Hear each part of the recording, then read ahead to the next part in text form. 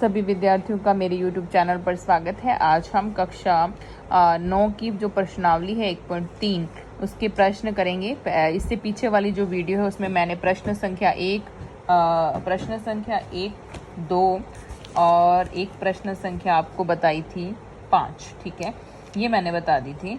और अब मैं आगे वाले जो प्रश्न संख्या है 3, 4 और 6, 7, 8, 9 ये बता रही हूँ, ठीक है।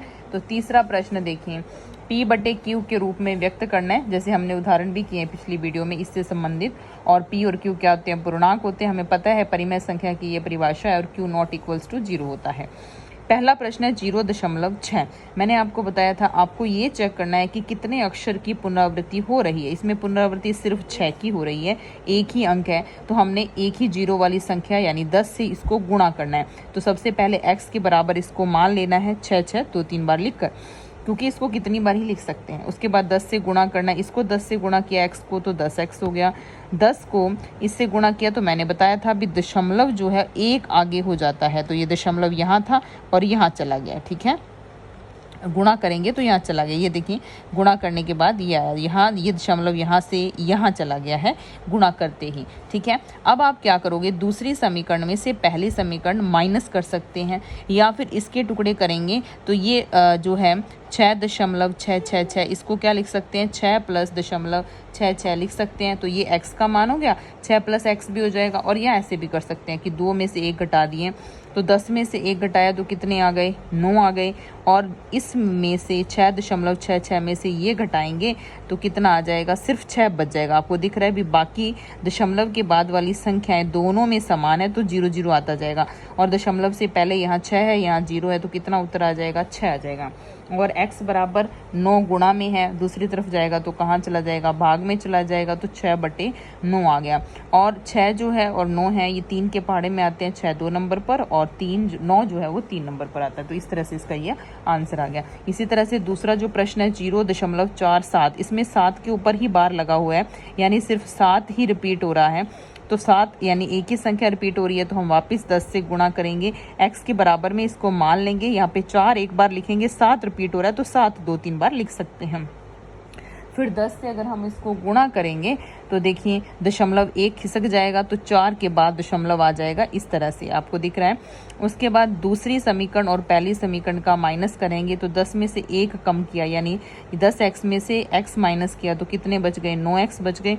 और 4.777 में से 0.477 माइनस किया, जैसे देखिए ये है दूसरी में और पहली समीकरण में 0.477 है, बाद में ये सेम ही रहेंगे तो यहाँ तो 0 0 आती जाएंगी। यहाँ पे क्या है 4.3 माइनस इसका आ जाएगा तो 4.3 आ गया। अब देखिए 9 गुणा में है, दूसरी तरफ जाएगा तो भाग में आ जाएगा, तो यहाँ क्या बन गया 4.3/9। अब ये दशमलव हटाएंगे तो एक 0 लग जाएगी, तो ये आ गया 43/90, इसका आंसर आ गया है दूसरे वाले प्रश्न। अब तीसरा करें तो देखो इसमें देखें 3 चीज़ें रिपीट हो रही हैं, तो गुणा किससे करना पड़ेगा, 1000 से करना पड़ेगा। 3 अक्षर रिपीट हो रहे हैं तो 3 0 से गुणा करना पड़ेगा। तो 3 0 से करेंगे तो 0.3 खिसकेगा, तो देखिए 1 2 3 यानी दशमलव यहाँ से कहाँ चला जाएगा, 1 के बाद। तो ये देखिए 1 के बाद दशमलव आ गया है, ये पहली समीकरण है, ये दूसरी है। दोनों का माइनस करेंगे, 1000 में से 1 घटाएंगे तो 999 और इसमें से ये घटाएंगे तो देखिए ये है 1.001.001 और ऊपर जो संख्या है वो है 0, दशमलव से पहले 0 ही है और दशमलव के बाद 0.01001 इस तरह से है। तो दशमलव के बाद तो देखिए आपको दिख रहा है सारे समान ही है और पहले क्या है सिर्फ 1 बचा है, तो इसलिए यहाँ पे कितना आ गया 1 और बट्टे में कितना आ जाएगा 999, तो ये इसका आंसर है। अब जो चौथा प्रश्न है वो भी इसी तरह का प्रश्न है। चौथे प्रश्न में ये दिया हुआ है कि आपको बताना है कि 0.99 को P/Q के रूप में लिखना है, ठीक है। तो इसका आंसर जो है वो किस तरीके से आ रहा है देखिए, तो x बराबर 0.99 हमने मान लिया। अब एक ही चीज़ रिपीट हो रही है सिर्फ 9, तो 10 से गुणा करेंगे। 2 चीज़ रिपीट होती हैं तो 100 से गुणा करते हैं। 3 अक्षर रिपीट होते हैं तो 1000 से गुणा करते हैं। गुणा करेंगे तो दशमलव यहाँ था, अब यहाँ चला गया है, ठीक है। अब 10 में से एक x घटाया तो कितने बच गए, 9x बच गए, और इसमें से ये माइनस करेंगे तो सिर्फ 9 बच जाएगा, और x का मान आ गया 9/9, यानी कितना आ गया है, 1 आ गया है। तो ये 1 क्यों आया, आना क्या चाहिए, आना 1 नहीं चाहिए, क्योंकि ये तो 1 है नहीं। तो 1 इसलिए आया है क्योंकि 0.9 को जब हम अनंत बार लिखेंगे तो उसको 1 ही माना जाता है।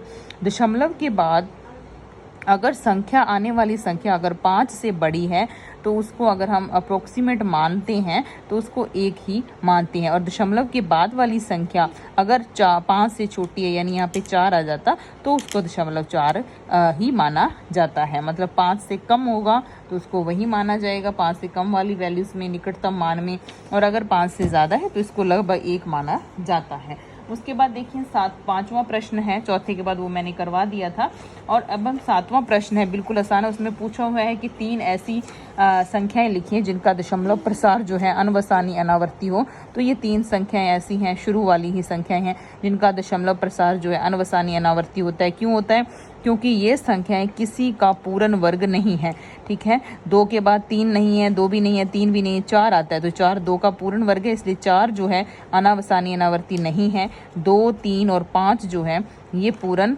वर्ग नहीं है, इसलिए ये संख्याएं क्या है, अनवसानी अनावर्ती हैं। उसके बाद आपकी बुक में 9वां प्रश्न है। 9वें प्रश्न में भी यही पूछा हुआ है कि कौन सी संख्याएं अपरिमेय है और कौन सी परिमेय है। तो सबसे पहले √23 क्योंकि पूर्ण वर्ग नहीं है इसलिए ये क्या है, अपरिमेय है, और अपरिमेय संख्याओं का जो दशमलव प्रसार है वो कैसा होता है, अनवसानी अनावर्ती होता है। 225 जो है वो 15 का वर्ग होता है, इसलिए 15 का वर्ग होने के कारण 225 जो है वो कैसी संख्या है, एक परिमेय संख्या है। उसके बाद 0.3796 है, तो ये संख्या जो है इसका दशमलव प्रसार कैसा है, 7 है। जिनका दशमलव प्रसार खत्म हो जाए वो 7 होती हैं, और 7 जिनका दशमलव प्रसार हो वो कैसी संख्या होती हैं, परिमेय होती हैं। यहाँ देखिए 7.478 478, तो 478 की बार बार रिपीट हो रहा है, तो ये भी कैसी संख्या है, परिमेय संख्या है। और आगे देखें 1.10, फिर 100, फिर 1000, फिर 10,000, तो ना तो ये आवर्ती है, आवर्ती मतलब रिपीट हो रहा है, ना ही ये खत्म हो रहा है, तो इसका दशमलव प्रसार जो है अनवसानी अनावर्ती है, और ये कैसी संख्या है, अपरिमेय है। और ये प्रश्न जो है हर बार पेपर में, वार्षिक में भी पूछा जाता है और अर्धवार्षिक में भी। लगभग यही संख्याएं जो हैं, आपको ये संख्याएं पिछली बार पूछी जा चुकी हैं, ये आपको देखने को पेपर में मिलती हैं। एबा वाले जो प्रश्न होते हैं उनमें आपको मिल जाएगा ये प्रश्न, अर्धवार्षिक में और वार्षिक में भी। और आगे वाला जो पार्ट है वो नेक्स्ट वीडियो में आएगा। देखने के लिए धन्यवाद।